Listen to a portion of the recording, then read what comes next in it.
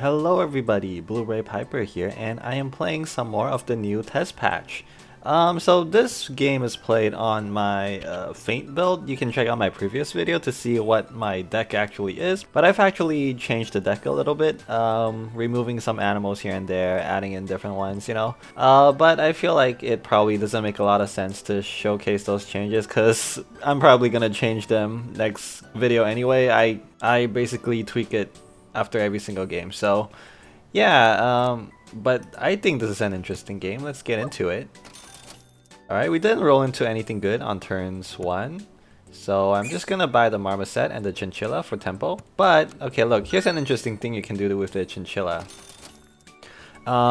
If you have a terrible round 1 shop RNG, why not just buy a Chinchilla, sell it to have an extra roll?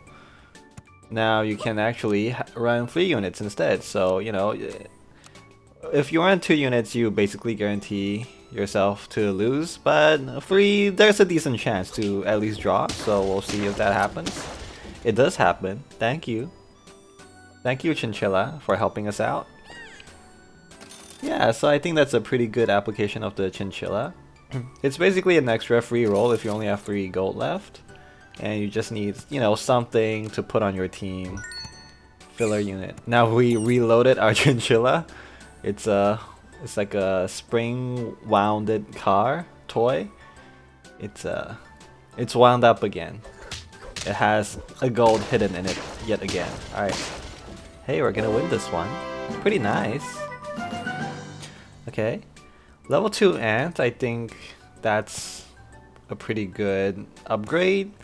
On turn 3, let's see what we get when we upgrade the Ant. Yeah, I'm gonna sell the mouse too. I don't think we need the mouse right now. Oh, an Ox. Well, yeah, Ox is still good, of course. Ox has always been good. Alright, we're gonna roll with our Marmoset. And since we found the pill, I think we're gonna pick up this cricket here. Probably, yeah, because we're just gonna be able to pill the cricket next turn. And it's gonna be really good this turn too, because it's a +4 attack for the Ox. Well, I guess it's a +2. Any other animal in front of the Ox would be a +2, and the cricket is +2 more, so yeah. It's just a +2, but we win this one. Good stuff. Farming the early wins, I like it. Alright, now the question is, do we pill the Ant or the cricket in front of the Ox? And if I want to pull the Ant, I definitely want to sell all the other animals first to force the RNG into landing on the Ox. And don't forget that both is an option. We have 2 pills, so we can actually just pill both right now if we wanted to. And I think we are going to. So yeah, let's do that. Buff the Ox. Alright, now it's a rare opportunity where you can 100% force what the Ant buff lands on. Very happy with that. Alright, there we go. Should I buy Flamingo? Nah, I think let's just pill the Ant. Let's just be greedy here and pill the Ant. Make sure the Ant lands on the right thing. And now we have 1 unit on the board. Okay. Now we gotta have to fill up our board again. I wonder what should we buy here.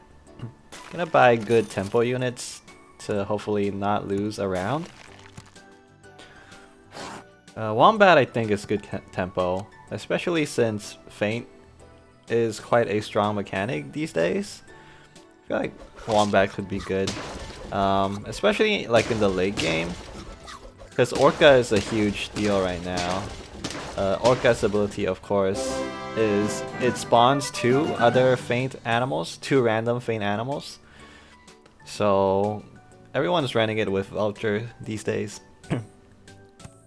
Yeah, I think Vulture, Orca, maybe Anteater is the new Turkey Fly. It's kind of annoying. It's kind of a lot. Okay, we're gonna buff up our Aardvark. And the reason I'm running Aardvark is also because, yeah, summon builds are common. I guess it's only turn 5, so it's probably not going to run into any summon builds right now, but Yeah, it's better to start leveling up the aardvark early, I suppose. And we run into a starfish. I think a turn 5 starfish is good.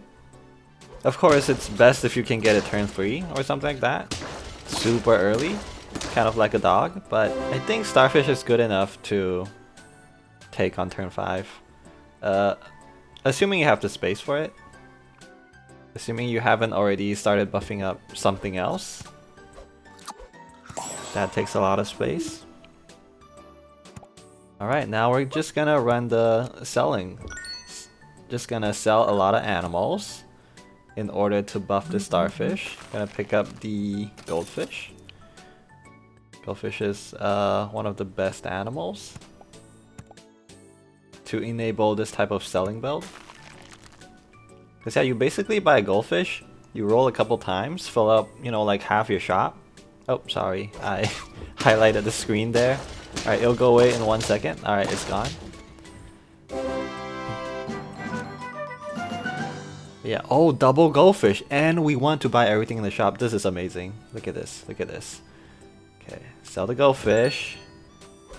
Everything, so I just saved 4 gold right there. Buy the other goldfish, sell it, and I just saved 3 more gold there. Oh my god. Now everything costs 1 gold. Everything costs 1 gold. So it's basically free selling. Oh my god. Free roll? Alright. Anteater is good. I think I might want to put it in front of the ox. I do have a pill, so I could just pill this anteater right away. And get the money back. Almost get the money back. Get a refund. And buff the ox at the same time. Now we're gonna sell the mouse.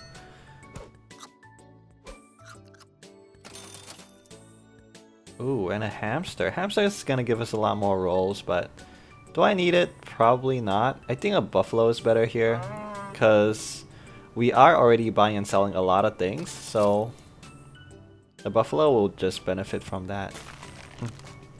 Buffalo is basically the same as a starfish now. Oh, by the way, if you didn't know, they reworked the buffalo.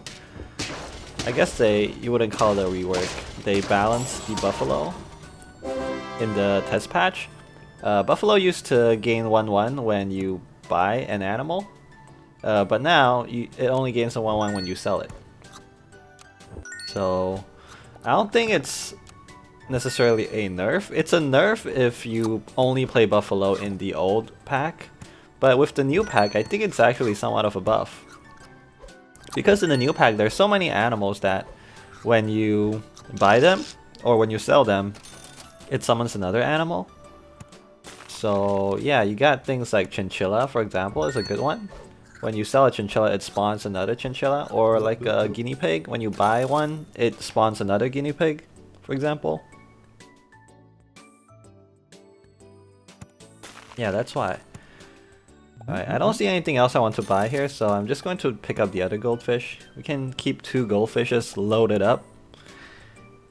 Yeah, for example, with the guinea pig here in the shop, if I decided to buy it, then I can sell 2 guinea pigs because I have 2 spaces. And that would buff the buffalo twice.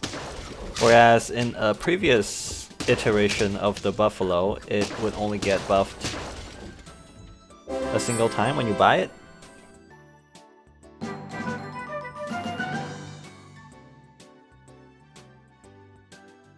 Okay.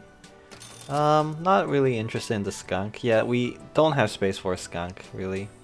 Pieper is really good. It's like a free chocolate if you can find a pill, but we didn't find one. Alright, and this is enough. We are interested in 4 out of the 5 animals in the shop, so that's why we are going to liquidate. Sell our goldfish. Discount the shop.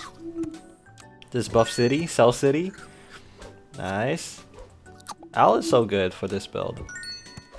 Right, now we're gonna buy a turtle, because our starfish needs some defense.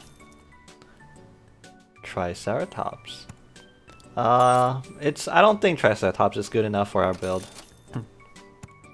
It is really good if you're running a herd build, or if you're playing some versus and you're going up against vulture build, I think that could be really good. But for this build, nah, we don't need it. Alright, I'm gonna buy the cow because I'm greedy. I just want to give myself some stats. And I'm gonna keep the Orca for next turn. Orca is very good in terms of tempo.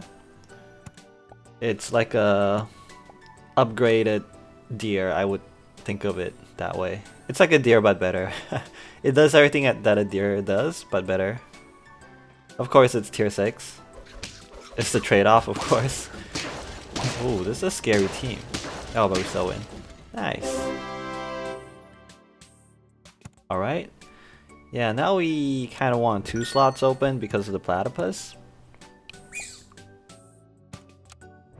Platypus is the best friend for a starfish because it's basically 3 buffs for absolutely free. Alright, now, yeah, we wanted an open space before we sell the platypus because the platypus spawns a beaver and a duck when it's sold, like that. So we wanted 2 free slots for it. And that's pretty cute, right? I never thought about this way, but a platypus is basically a duck and a beaver combined. It's the fusion of the 2 animals.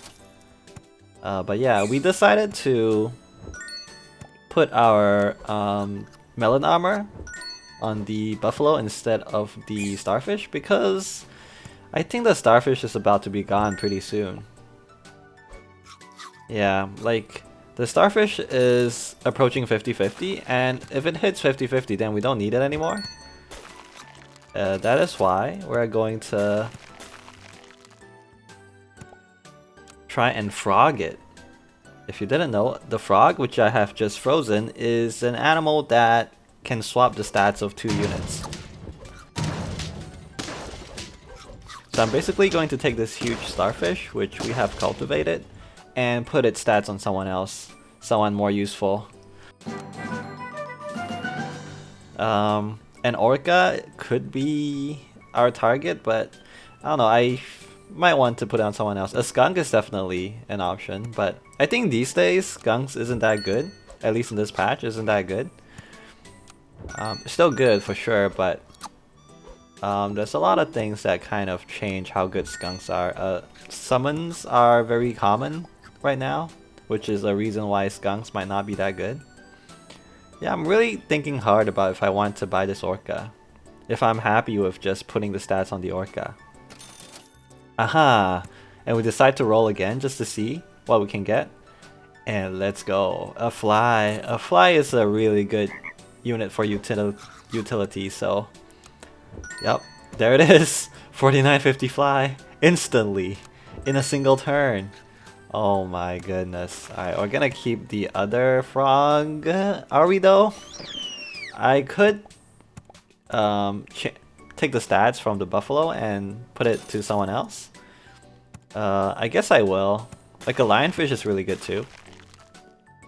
A lionfish would... Lionfish, if it's alive, then whenever your friend begins to attack, it will give weakness to the enemy.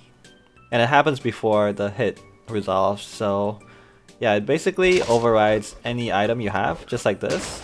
Just like what the enemy just did to me. I had melon armor, but the lionfish just said, nope, not for you, not today. No melon armor for you. But our 4950 fly stands tall after the battle. Nice. Okay. Lots to think about here. We can sleeping pill the orca first, maybe. See what we get.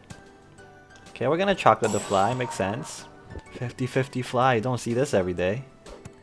Alright. I don't think these units are that useful, but a store could be kept if I didn't need any space. But yeah, if I'm going to move the stats onto the lionfish, I might as well have an open space, right?